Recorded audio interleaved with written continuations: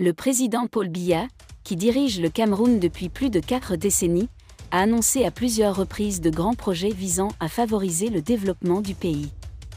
Toutefois, le journal L'Économie a mené une enquête qui révèle que beaucoup de ces projets n'ont jamais abouti, ce qui pose des questions sur les causes de ces échecs et les conséquences pour l'économie nationale. Désolé de vous interrompre, ce rapport peut contenir des commentaires soumis au choix de l'auteur.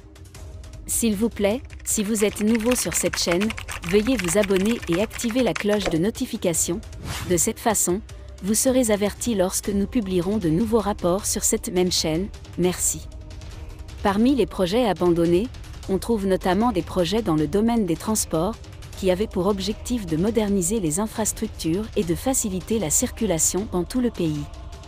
Un exemple de ces projets est la construction d'un tramway dans certaines villes importantes du Cameroun.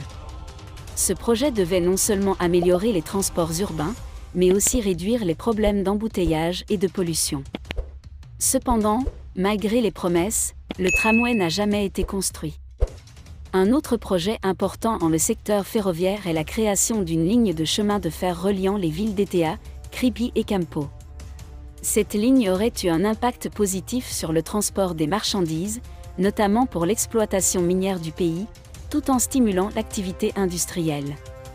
Bien que les promesses aient été faites, ce projet semble toujours rencontrer des difficultés, ce qui soulève des doutes sur l'efficacité des plans de développement du gouvernement. L'un des projets les plus attendus était la construction d'une usine d'assemblage de voitures dans la zone portuaire de Kribi. Cette usine aurait représenté une avancée majeure vers l'industrialisation du pays et l'indépendance dans le secteur automobile. Une convention avait été signée avec la société Cameroun Automotive Holding Company SA, CAC, une filiale locale d'un fabricant chinois, pour la production de voitures, fabriquées au Cameroun. Cependant, malgré les annonces et les premiers modèles de voitures, fabriqués au Cameroun, assemblés en Chine, l'usine de Kribi n'a pas encore été réalisée. Les retards dans ce projet ont soulevé des interrogations quant à la capacité du gouvernement à attirer et à mobiliser les investissements nécessaires pour réaliser ses ambitions. Ces projets abandonnés posent plusieurs problèmes majeurs. D'une part, il remet en cause la planification et la gestion des ressources du gouvernement, ainsi que sa capacité à tenir des engagements à long terme. D'autre part, ces échecs peuvent avoir un effet négatif sur l'image des investisseurs étrangers et locaux, qui pourraient se montrer réticents à participer à des projets futurs.